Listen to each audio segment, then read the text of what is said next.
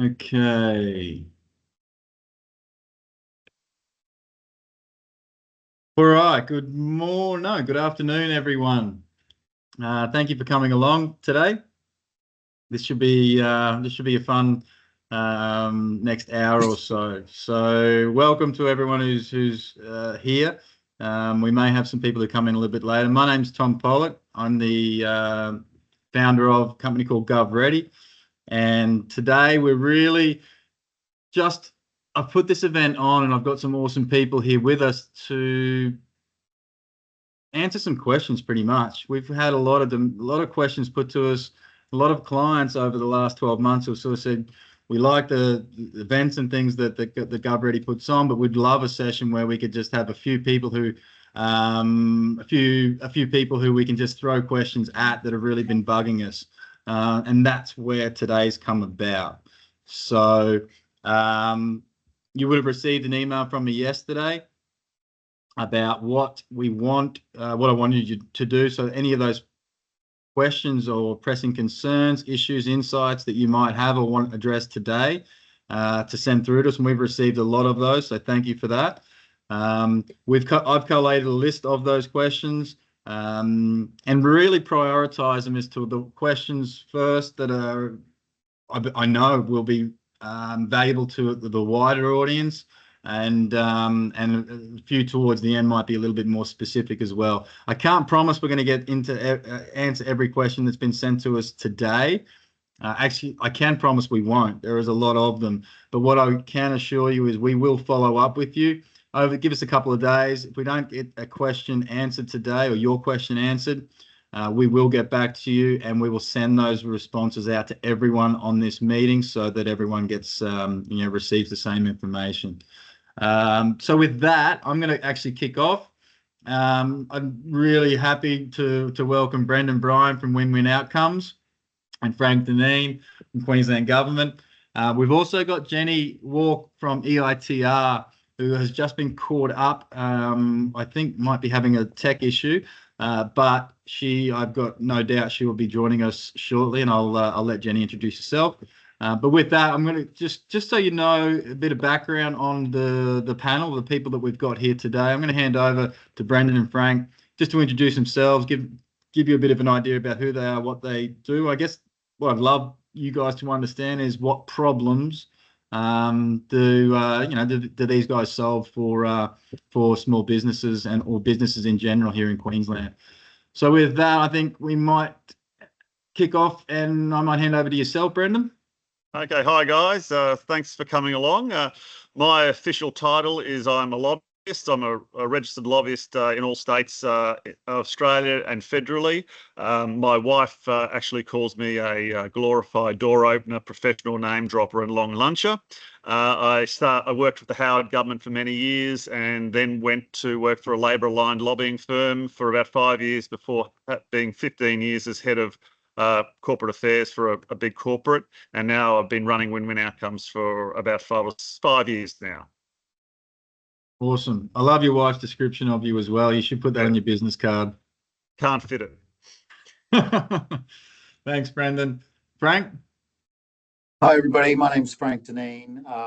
I work for the department responsible for small and family businesses here in the Queensland Government. Its official title is Customer Service Open Data Small and Family Business, but as you can see, it's a mouthful. It's the previous DESBIT, really. Primarily, or at least the small business part of what came out of DESBIT. My title is Small Business Procurement Advisor for the Queensland Government.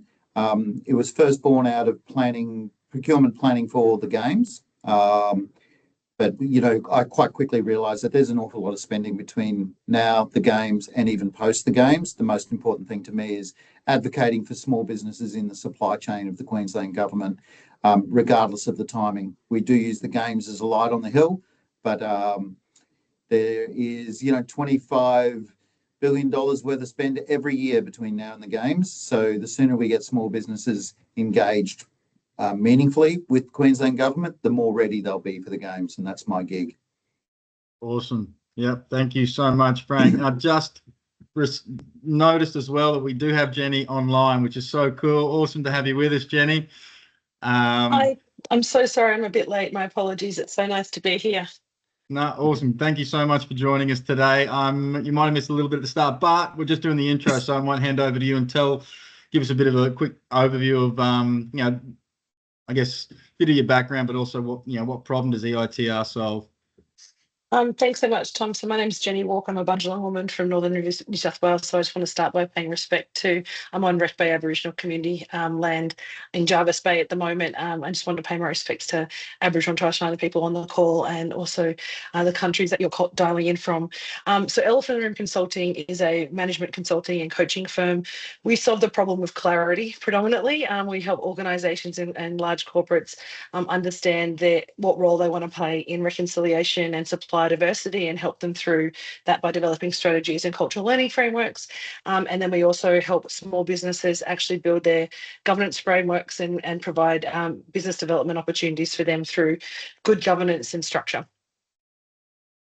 Wonderful. I met Jenni about probably 18 months ago. Desbert brought us in to run a workshop, 4 workshops for First Nations around procurement, business planning, capability statements and whatnot. And Jenni's one of those people, in my world anyway, that you meet and then you get it straight away where she's coming from and why she's there, and the amount of knowledge and wisdom that Jenni has just blew me away. So I'm really, really happy and stoked that you can be here to share some of that wisdom today. Thanks, Jenni.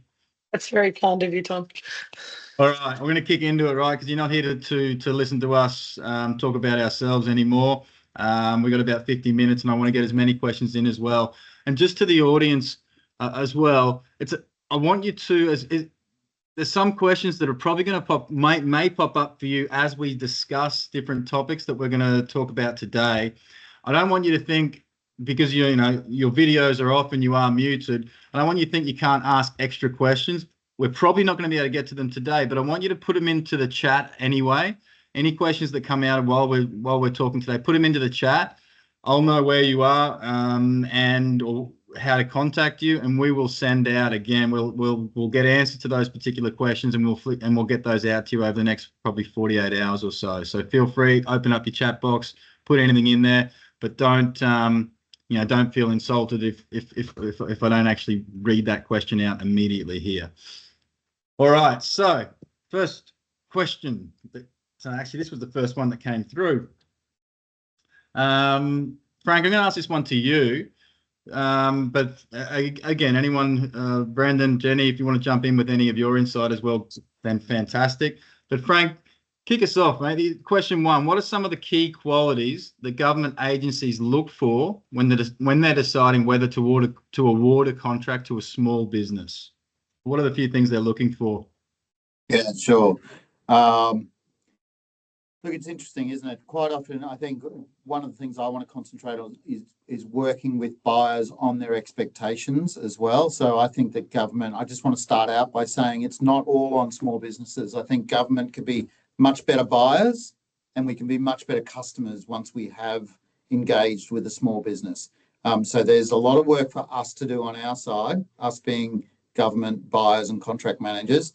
But certainly when government buyers, in my experience, go out and start looking to engage for a particular offering from suppliers, regardless of their size, some of those buyers are very keen to buy local and buy small, which is great. They want to shorten their supply chains.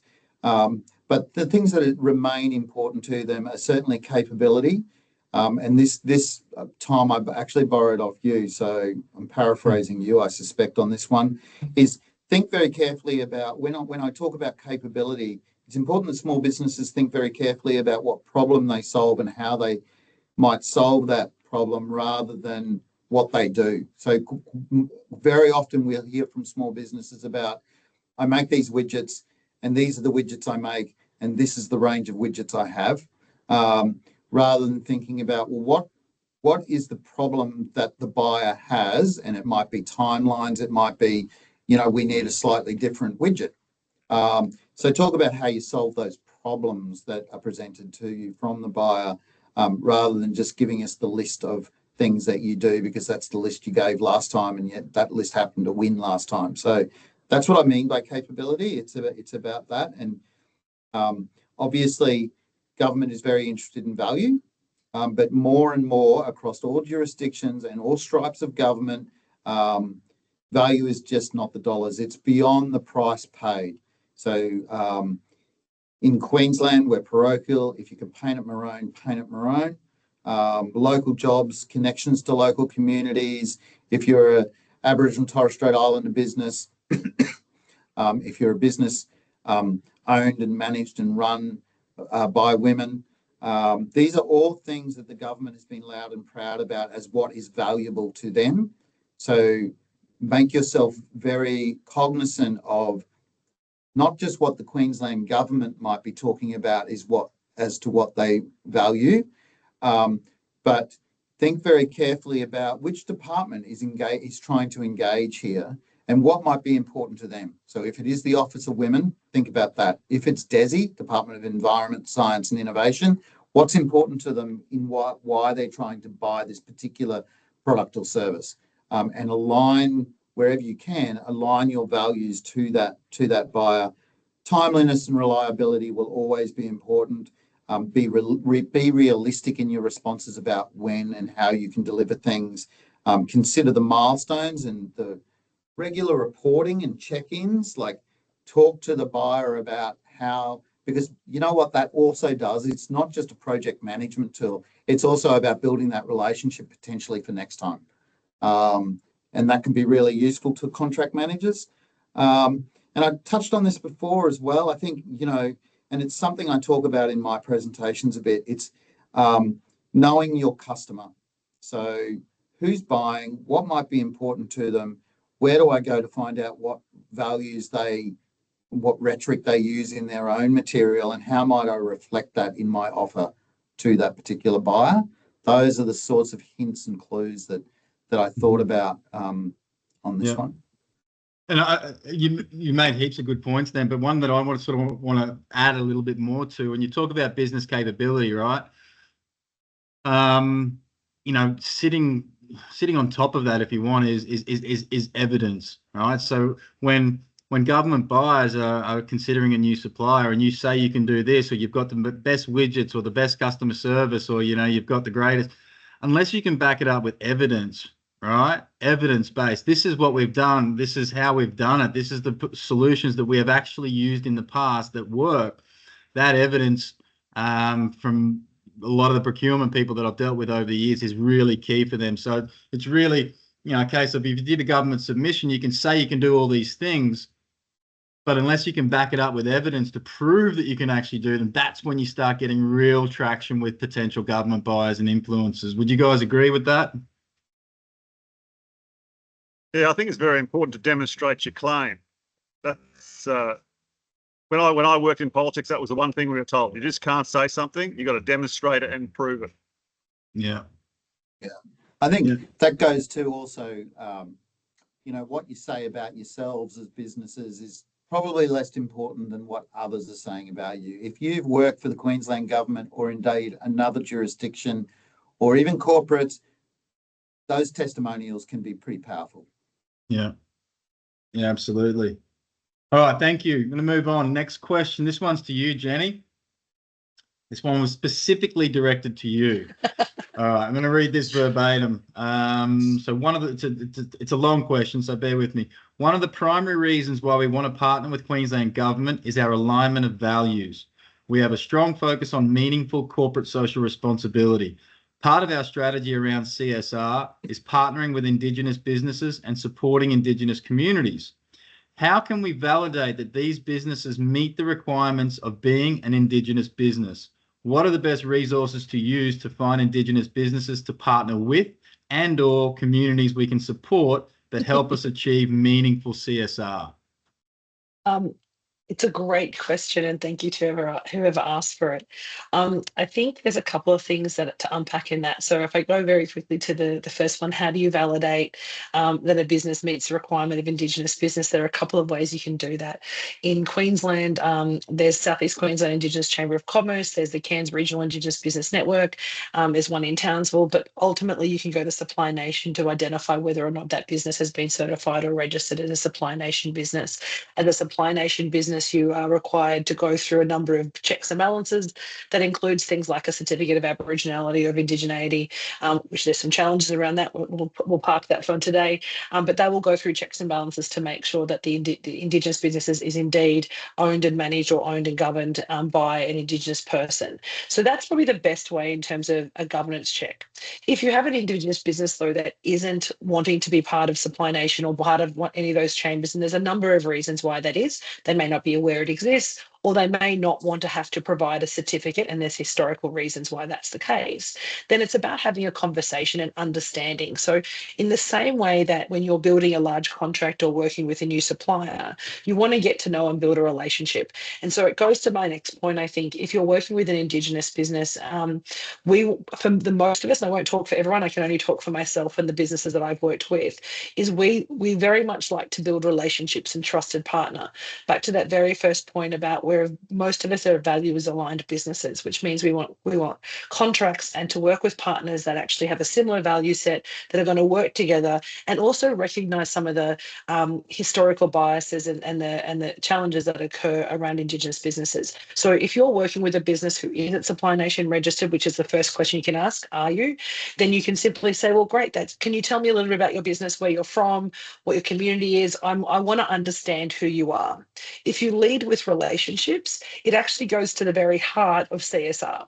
So you don't do that just because you want to actually understand the provenance of the business. You do it because corporate social responsibility is about providing social good and looking at the business and looking at your procurement opportunities outside just the revenue and impact. It's looking at what the community benefit of that engagement is.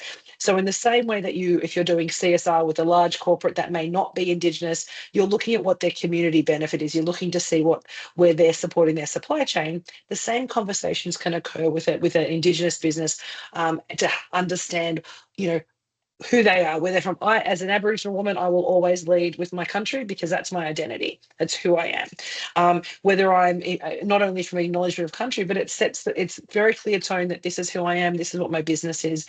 And so it also allows people to get to know me, right? They immediately know where I'm from. They can have a conversation. I just came out of a meeting, and so someone's asked me, oh, do you know this family member? Do you know that family member? It creates a connection. So I think the first question is to stop worrying about it. I think to stop being fearful about asking the question and just be respectful about the individual. So I think that answered that first piece. The second part of the question, in terms of what are the resources to find, Indigenous businesses and communities you can support, I think that's a really personal question. I would always say that if you're an organisation who really wants to look at CSR or social procurement or social good in a way that aligns with your business, then consider the community that you're in. So if I'm here in Jervis Bay at the moment, if I was going to start a business down here, I want to work with the local community. It would be the Wreck Bay Aboriginal community here, to talk to them about what support can I provide them, or can I work with them to create community benefit. Don't assume it's money, and don't assume it's always employment. Sometimes it's community benefit. Sometimes it's sponsorship, or just turning up to run the sausage sizzle at a community event. So consider what CSR means to the community that you're working in, and that's whether you're Aboriginal or non-Indigenous. So I think it's looking at what does CSR mean to the community specifically, and aligning what you're doing to those outcomes, rather than creating a whole separate line of business. So one is around being respectful and having the confidence to being comfortable saying that. Two is around just being, checking in things like Supply Nation. And thirdly, making sure that your CSR efforts and your community engagement efforts align with your values, align with your business, but also then ask the question so it aligns with what the community is hoping to achieve. Amazing. Thank you, Jenny. I picked up a few things there I wasn't aware of as well. So thank you for sharing that. Yeah, that's there's nothing I can add to that.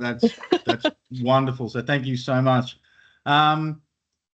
This one I'm going to throw out to everyone, and anyone just jump in here. But we could probably cap this at maybe 3 minutes for all of us, and just sort of maybe get to some shorter, sharper examples.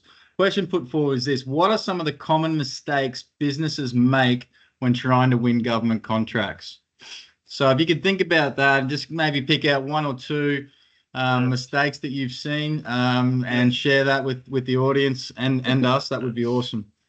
I think the biggest mistake people make is they don't answer the question, and they talk about processes rather than outcomes. And when I try to do this for my clients, I just have a little simple test, a 4-question test. What is the issue? What is your solution to that issue? What are the benefits of that solution? And do you have proof to back that up? And if you start getting that into the mindset, it'll help you write a better answer. Yeah, I agree. I when I think about this, and I've sat on a number of tender panels, it's the cookie cutter responses. It's really easy to pick the tender response that you can tell it's the same tender response they've been delivering for different tenders over the past 5 years, probably. They haven't tweaked it depending on who's asking or presenting the problem they're trying to solve. So that which is very much along the line of what you were saying, Brenden. Know who's asking and tweak your responses to suit. I would go. I think this is both what Frank and Brenden have said, but I'd actually just go a little bit deeper and say, when you're looking at a tender response, there's 2 parts that I see people have mistakes in being on panels from large corporates is don't assume prior knowledge. So don't assume if you've already the incumbent and you've had it for 5 years that you're going to win it, because don't you know who I am? And there's a lot of large companies who I think have that kind of knowledge and say, well, we've been delivering it for 5 years, so surely we don't need to put that information in because they should know who we are. So I think that's a common mistake, whether they're small businesses or large, that I often see on tender panels, and particularly that I've heard as feedback from government panels for some of my clients. But I think one of the key aspects when I'm talking around winning business with government, it's what are the objectives? What are they trying to achieve? So it goes to that point that Frank and Brenden made to say, well, what is the impact and outcome they're looking for? And are you talking to those objectives and those outcomes in every single part of the tender? It's not just what you do in one part. Every part of your response should link back to remind the tender panel that you understand what their objectives are, that you understand what the outcomes are, and you're demonstrating that in the words and the experience that you're showing. So I think it's that constant reminder that it's not just, you don't just do it in the exact summary and in your in the one piece that says, tell me how you're going to meet the tender needs and tender responses. It's every single question needs to link back to those objectives so that you can demonstrate that solution that Frank's talking about and talk about the impact that you're going to create that Brendan's talking about. Yeah, absolutely. And right off the bat, Thomas, I'd also say non-compliant tenders. Yeah, I was going to talk about that. They're not going to get through, because some of these tenders will attract hundreds of applications or tender responses. The easiest way for that panel to cull that down is to get rid of the non-compliant ones. So go through that checklist that most tenders will have. Make sure you've got everything in. Make sure that stuff is compliant, even down to word count. The reason they put word counts in is because brevity is important to them. Because they'll have a limited time to go through what will be a pile of tender applications. Yeah, I was gonna bring that one up there. An interesting stat for you as well. And maybe I should do this exercise again, but when we last did it a couple of years ago, 60%, we found out that 60% of tender responses put to state government were non-conforming, or what Frank termed non-compliant, non-compliance. So a non-conforming tender basically means you've missed something, or you've done something like in the word count. I'll use an extreme example, right? Let's say in the tender it says in 300 words or less, tell us about your business, and you go ahead and use 350 words. Technically, you're a non-conforming or non-compliant tender response there, and they do not have to go any further.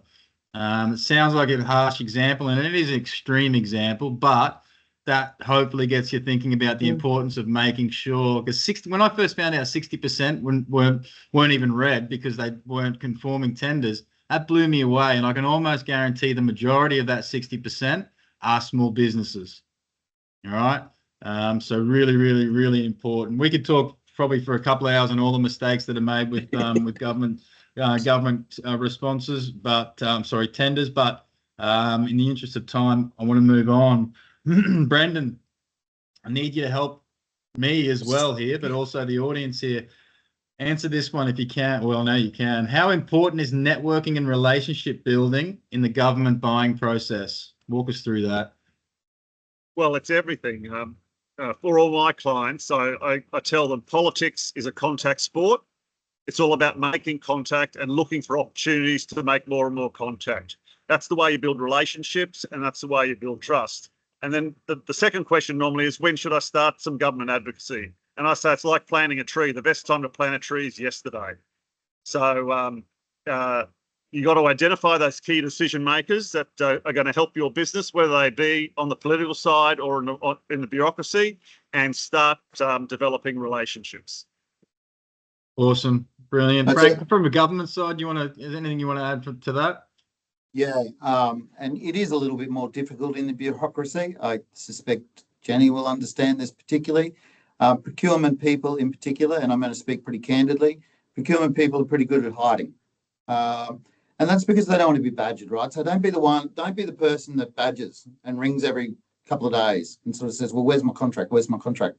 Because again, I think I'm stealing from you, Thomas, that is that idea that, 90% of the time, or probably 95% of the time, they don't need to buy your widgets, your product or your service. It's that sort of 5% of the time that you need them, that you want them to remember you. So it's kind of like, leave a good impression, sure, build a relationship, but don't be selling to them all the time, because a lot of the times they're just not buying. But it's not just procurement people. I think it's interesting that Brenden used the term decision makers, because quite often the procurement people, the people that are doing the physical act of the buying or the procurement, are not necessarily the business area that are going to be the ones that run that contract or own that contract. So sometimes it's a nuance, but being able to properly identify who those decision makers are, and they're often more senior people, and understanding how you might be able to make them aware of who you are and why you're the best solution for their problem. I'm all about local and I'm all about business size. So, that local thing for me is very important, and that's a really good pitch to government. Local people, local jobs, local outcomes for local communities, that stuff. And, as I said earlier, paint it maroon, Queensland. Awesome. Thank you, Frank. Actually, this one's probably more so for Frank and Brenden as well, but let's just see how we go. What are some ways that a small business or a smaller business can compete against larger businesses to win a government contract? Further that, and how can small businesses improve their chances of scoring well when on government submissions? Anyone want to speak to that a bit? Well, I'd just say, rather than hiring a lobbyist, which you probably may not be able to afford, one of the best ways to do it is connect with your local members, your councillor, your state member, your federal member. These guys should be the best connected people in the community. And hopefully by developing a relationship with these guys, they can be your champions within government. So my advice, a very cheap, a very easy way to start off your government advocacy is make friends with your local councillor, state member and federal member. That's a big part of the reason why they exist, right? Yep. That's spot on. I think there's also a couple of other tricks for small businesses. Consider, if it does look too big, and this goes back to your networking and your relationships, consider collaborations and consortiums. There is nothing wrong with teaming up. It is a little bit more complex, but that said, as somebody looking at tenders, it's like, well, I could go with that really big mob that can do the whole of Queensland, or look, there's 4 businesses over here that are across Queensland, which is going to equal much more local jobs, less fly in, fly out. Takes a bit longer to get together, but they've put together a really good case with a lead agency in front of it.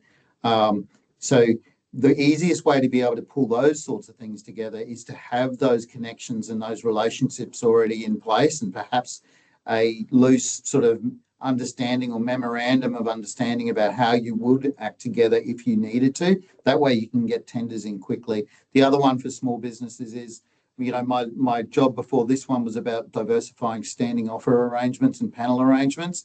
Consider getting on them. I would like to think that in the work we started in diversifying the general goods and services one, I like to think that that is, well, it's not just us. There's, you know, the IT one is also very diverse and lots of small businesses.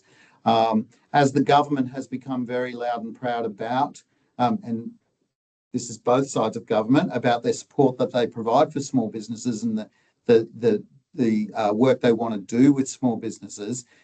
Quite often for buyers, the easiest way to find the right small business is to go to the standing offer arrangement and see which ones are listed on those arrangements as small businesses. More and more, those standing offer arrangements are starting to identify the attributes of businesses: Indigenous, small, women-led. Those attributes are starting to become more obvious on those standing offer arrangements. Can I provide a reflection as, I guess, as a First Nations small business? I think there's a couple of things. Like, I appreciate Brendan's conversation around going out and talking to members, but for many First Nations businesses, that's not kind of in our wheelhouse. We don't have those connections. And there's a lot of other things to unpack in that conversation, because sometimes your members may not really be interested in meeting your local First Nations business owner. So I think there needs to be some kind of nuance in that. What I would say, though, is, I mean, we've been successful in winning some very significant contracts with government, because we know, firstly, we understand the principles of tender writing, and we, as the conversations we had earlier about meeting the objectives.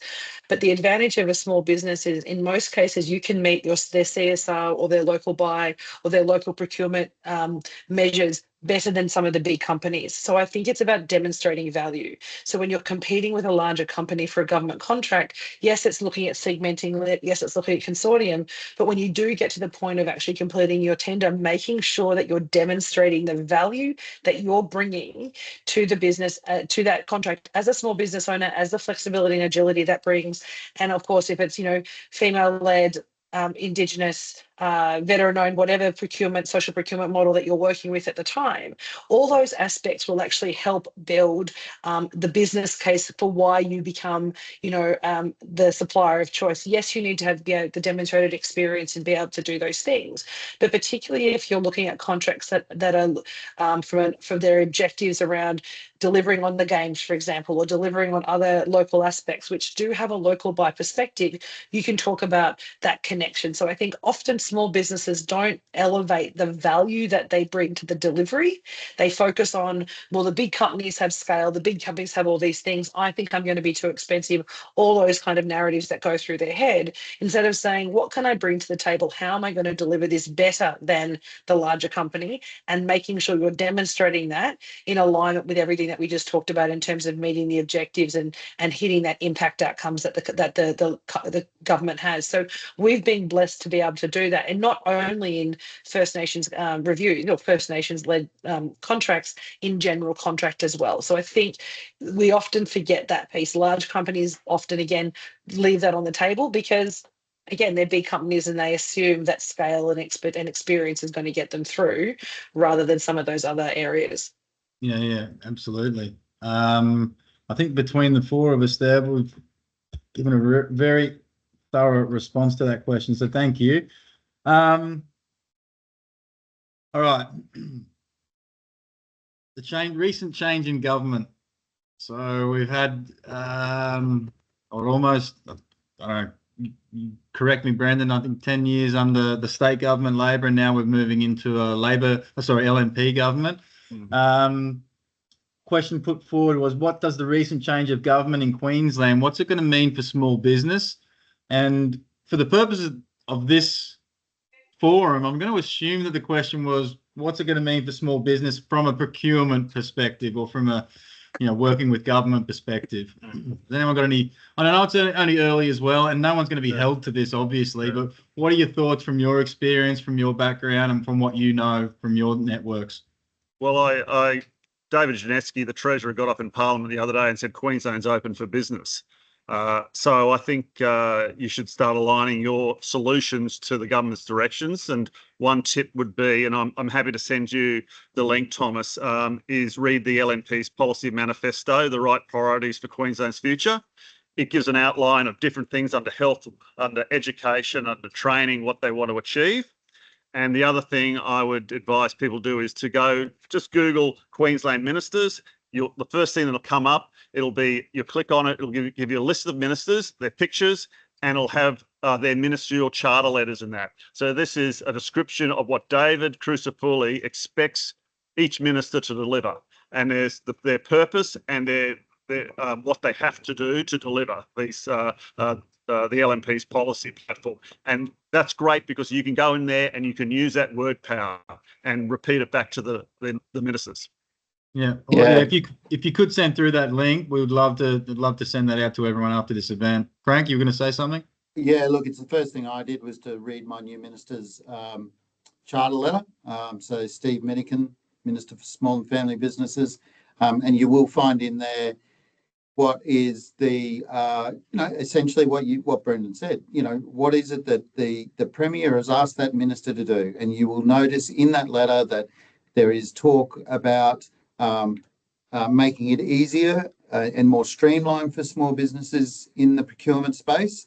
I'm not going to, in fact, I can't go into at the moment exactly what that looks like, but as a bureaucrat with a minister that has that sort of direction, it's really up to myself and my colleagues, not just in this department, but across government, to really think hard about how we serve the government of the day, including the priorities and the commitments they've made, not just during the election process, but also since then in things like the charter letters.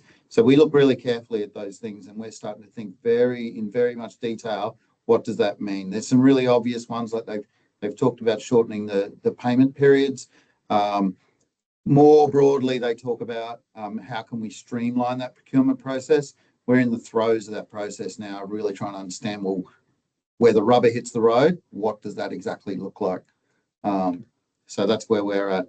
I think it's really good advice from Brenden to go and look at the rhetoric, and then we're always open to ideas from the community and from industry about how we might make that real. And that's the space we're in at the moment. Yeah. Yep. Absolutely. All right, Jenni, this question has to. I got to flick it through to you because I know you know more about this than I believe anyone here. So, question: we've been asked a few times from government for a capability statement. What are some things that make up a good quality capability statement? It's such a great question. Capability statements, I guess, first question is to understand responses to understand what the purpose is, right? So there's a number of reasons why you'll be asked for a capability statement, and it really depends on the contract, but they can go from a few things. One, they can just be a really great short 1-page or 2-page brief about your company and all those conversations about why, your expertise, demonstrated testimonials, all the things about your company on a page or two, so that it provides visibility to a potential customer about, hey, this is who I am, to remind them. So you can do that very short form capability statement. So if you're looking at a short form version, it's essentially the essentials of your business. And it goes back to Brendan's point. Who are you? Who do you serve? What is the solution you make, and what's the experience demonstrated about of your doing that? And then also, what are your qualifications and kind of your governance structures, whether it's insurances or specific certifications that you may have and associations. So I think at a short form level, it provides a really simple, impactful way to demonstrate who you are to a potential client. So they're great for trade shows and a supplement to a tender response if you're able to.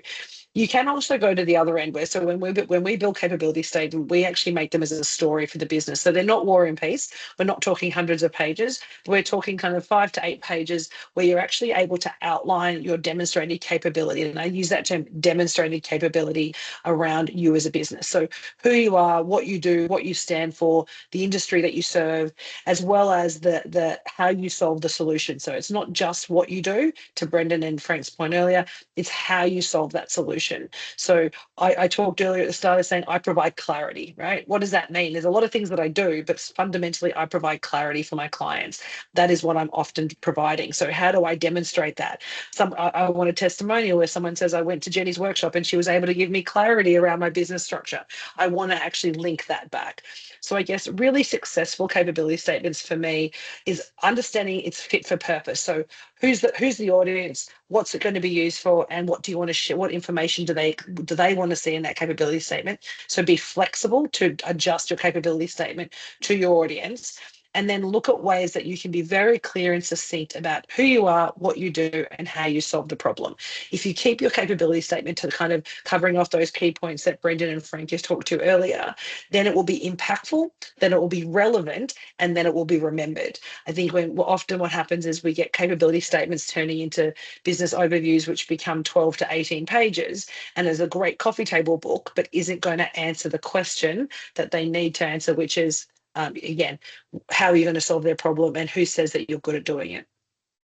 I'm gonna ask you a favor after this, and feel free to say no, Jenni. But if you have a link or some examples of some, in your experience, a good quality capability statement that we could possibly send out to those who have attended today, Most that'd definitely. be really cool. That would be happy to provide that.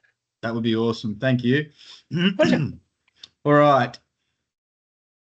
right. Here we go.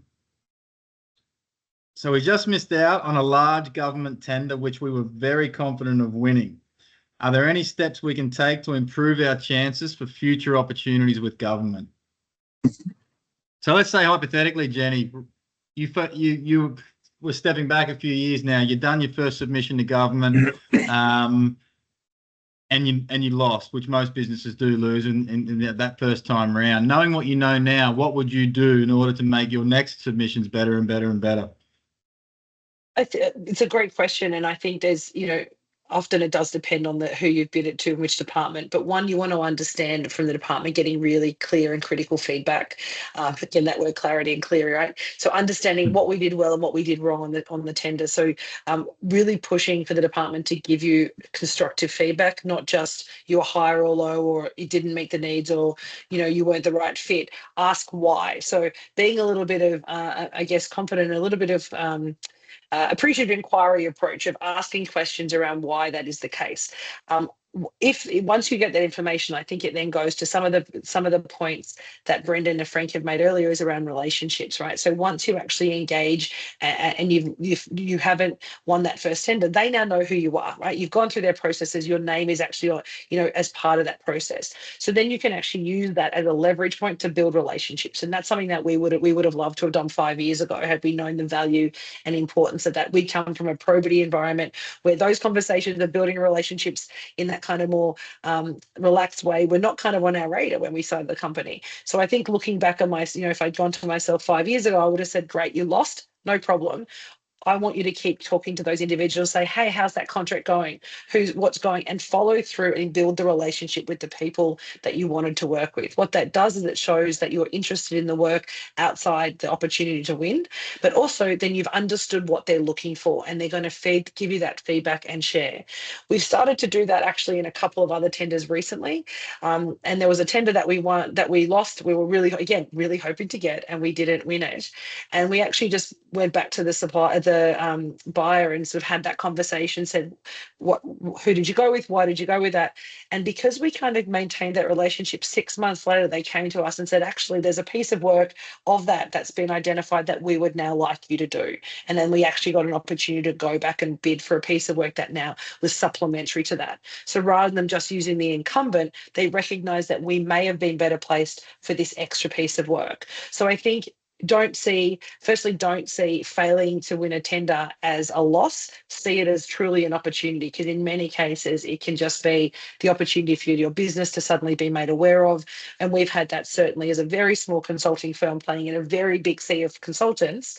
We've had government clients go, oh, I think I've seen your name, and it's because they've been on a tender panel that we've lost. Yeah. I think it's important to. Sorry, Frank, you go. I just wanted to extend on something Jenni said. I think government buyers are required to provide meaningful feedback. Okay, so don't think you're asking too much. But let's be fair to them, right? And I think the easiest way to get meaningful feedback is to not put them on the spot, but think very carefully about what it is you want to find out. Be a bit specific, and you don't know who's going to be providing you the feedback. Sometimes it's difficult to know how involved they were in the actual tender process. So give whoever it is that's providing the feedback, think about the questions you're going to ask. Maybe send them those questions a week or two before the actual feedback session. So if they don't know, they're less likely, if they don't know the answer straight away, if they hear it the first time, they might just, they'll brush you off perhaps with oh, your price wasn't quite there, or, one of those. Yeah. If they've got the questions early enough, they've then got time to go and do a bit of homework so that they can actually provide you a much more meaningful answer when the time comes to actually talk, or however, whatever format that might be. Sometimes it's a written process anyway, but ideally it's a conversation, but it's a conversation that's based on some mutual trust and some giving an opportunity and respect to do some homework in the first place, I think is good. Yeah, I think it's important that you invest in your business as well. I had a couple of new clients and they complained to me that they were always losing government tenders. I introduced them to a professional bid writer, grant writer, and they've now won government work. So sometimes it's worthwhile investing in a professional to have a look over at what you're doing, because a lot of people are writing what they reckon, not what the government actually wants. And these guys can structure your response that puts you in the best position to win. And I'm happy to send Thomas the name of the guy I refer my clients to. And if you'd like to contact him, I'd recommend him very highly. Yeah, and along the same vein, if there's a briefing session prior to the tender or as part of the tender process, go to the briefing session. That's where you'll pick up the gems. Yeah, absolutely. I actually agreed, definitely. Yeah, I'd forgotten about the briefing sessions, and too many businesses actually miss them or don't go to them. If you're missing or not even going to the briefings, if there is a briefing session, mind you, but if there is one and you miss it, then I question why you're even bothering to maybe submit for that particular tender anyway. Those briefing sessions, get in early. And like Jenni was she said, these are all opportunities to get friendlier with these, with these different government people, like win, lose or draw. I remember the first one we lost, I was so angry. And I blew that potential contact who I could have turned into a champion for us and our company way back then. I blew it off because I was so angry that I didn't win the contract. Mind you, I was a lot younger and a lot less, I was a bit more, younger back then. But now, even when you lose, there's opportunities to learn and set yourself up for future contracts as well, so long as you go about the right professional way and with the utmost respect. I should say, out of all of that, some of the things I find coming out of my mouth, I can almost hear the eyes rolling, even though everybody's muted, because I do appreciate that going to the briefing sessions and putting the time into getting meaningful feedback. They are, for small businesses, I do certainly understand that they are all time out of your business, and finding the time to do those things is difficult. I appreciate that. But if in the spirit of talking about, spending time to get government contracts, these are some of the things that are important. Yeah, to me, Frank, that's one of the 10 commandments, right? You lose, you go to a debrief. There's no ifs or buts, because you need to hear it from the horse's mouth as to what they like, what they didn't like, where are we scoring well, where aren't we scoring well. And it gives the small business owner, more clarity around where they might need to spend some of those resources. Do we need to go to someone, a bid writer, a company, or do we need to tighten up some processes? Or they said we've got nothing in the CSR space, we're not meaningfully giving back. So yeah, those debriefs. The other thing too, I know that a lot of people neglect. We tell all of our clients, when you win, request a debrief. Go to the demand that they give you a debrief. Not because you're obviously going to, it's for the opposite. It's the same reason that if you go to that debrief, if you lost the tender, right, go to it when you win, because we want to know what they liked. We want to know what they really had them leaning in and what resonated with them. Because guess what? Now that we know that, we're probably going to incorporate that into other future tenders and future responses as well, because we know this resonates well with government. So don't just think a debrief is for when you lose. You might get a few surprised looks or questions if you request it when you win, but when you explain why you want the debrief, that government officer should join the dots pretty quickly. Yeah. All right. All right. So this is more. Frank might be able to join as well on this one, but think back to the Tom, first. Tom, just before you do, just flagging the time with you. There's Yep. about 5-10 minutes left. Yep. Okay. Gotcha. Thank you. All right. Let's have a quick look at the other questions we've got here. Actually, I'm going to cover up on this one first because I'm going to read the question to you, and then I might give a little bit of an explanation as to my interpretation of it, and then I'm hopefully going to be able to give you a bit of a response. So this is verbatim the question. We're a software provider and we have engaged with a government body or a government department and have ticked off the procurement requirements successfully. Now we're coming up against other hurdles, in brackets, IT and cyber security.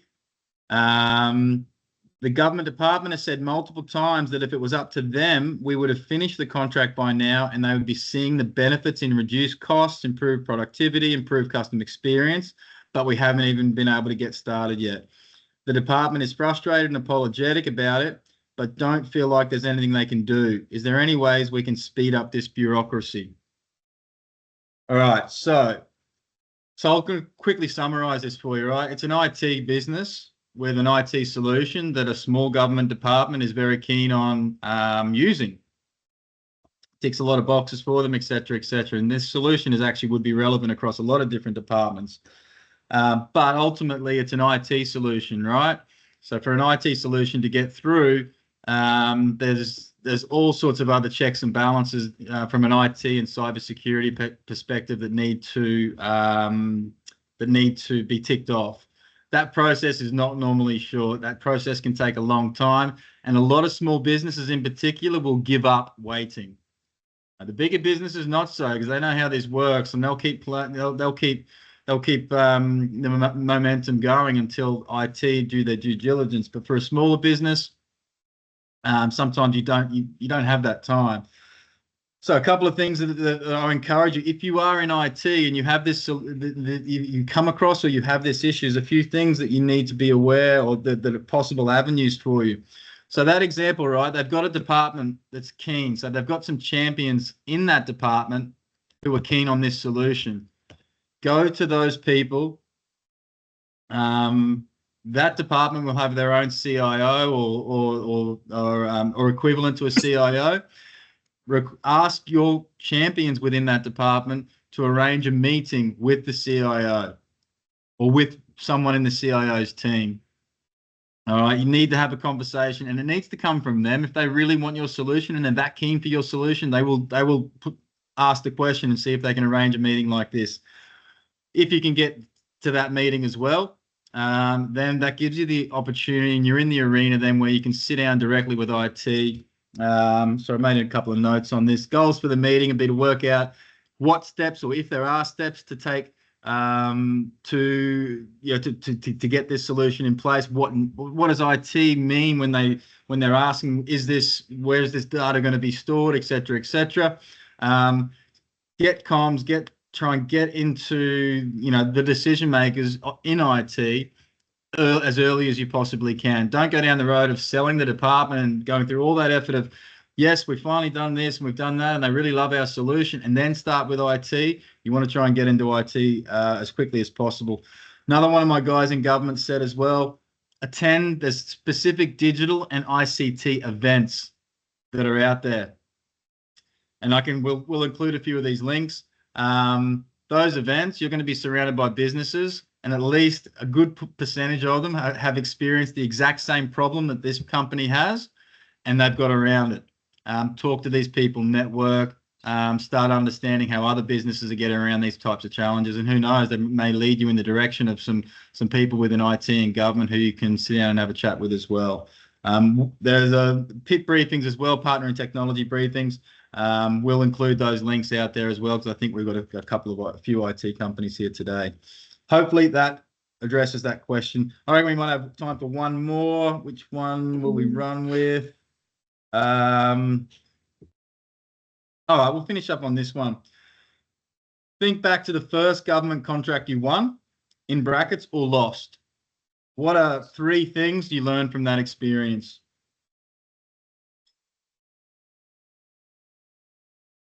I will. Answer the question. Answer the question. Be brief and use the right word power. Can you just give me a 30-second overview of word power? Give me the definition of what you mean there. Again, what is the government or the department saying about the particular service they want? Again, like reading the ministerial charter letters, they express things in certain ways, and then if you can regurgitate that back to them in the way that sells your product or service, that's what I mean by word power. Excellent, thank you. Makes a lot of sense. Thanks, Brenden. Jenni, did you have? Yes, I do. I think for us, what we recognise, I guess that was to the point earlier about small business, it actually, when we won our first contract and our large contract, we were new to market, we were competing against a lot of other consultants who have been playing in our same space. Now, certainly my space is a First Nations engagement space, but there are a large number of companies in the space now at a national level.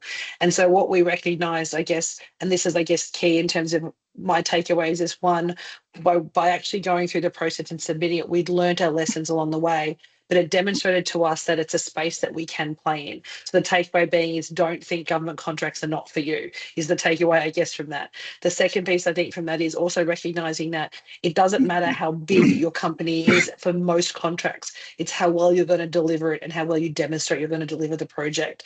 And so again, don't look at a contract and say, well, we don't have that now, we couldn't possibly do it.